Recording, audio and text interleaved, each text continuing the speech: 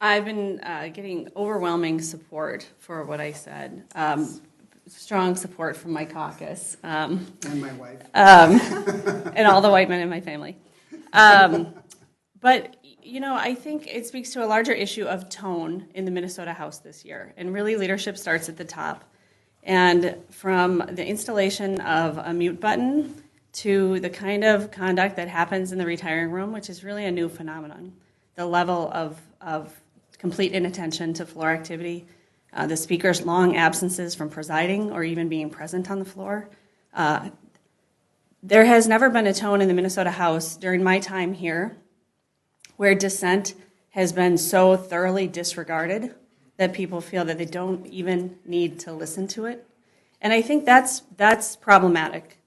In a time when our country voted for Donald Trump, I think what people were saying is we'd really like public servants to work together, to listen to each other, to find compromise.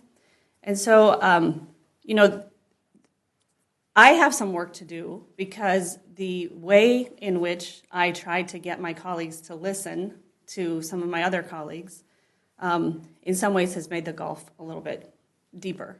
And so I have some work to do because I think there's two important roles I have to fulfill. One is to stand up for people whose voices aren't being heard. But another one is to try to bridge that divide with Republicans. And I've already had a good conversation with Representative Davids and Representative Detmer. And I said, it's probably too soon for me to invite you to my house for a game of Texas Hold'em. Although Davids thought that was a pretty good idea.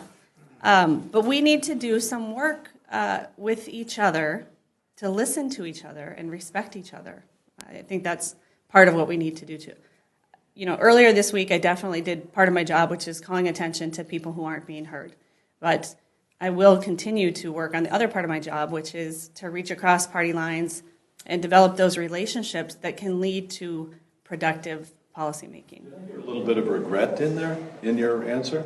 Well, I regret the extent to which relationships have been damaged. Yes, for sure. Because I respect my Republican colleagues. I know that everybody who runs for office in the state of Minnesota does so because they want to make Minnesota a better place.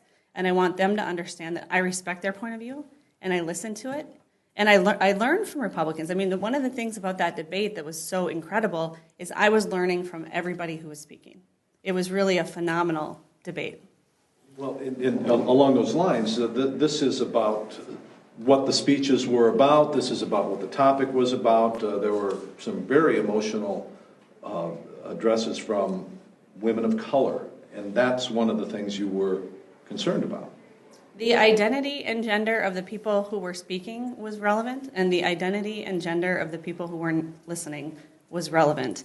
But we really have got some work to do together. And really, I'll just say it again, I think leadership starts from the top. And I had a conversation with Speaker Daudt and Majority Leader Pepin, I think it was yesterday, about that we all need to work together on this. This isn't something that I can do as the minority leader. The speaker has to convey respect for dissenting points of view and basic civility, whether it's on the House floor or in our negotiations with the governor or with the Senate. We have to get to a point where we can talk to each other and we can listen to each other.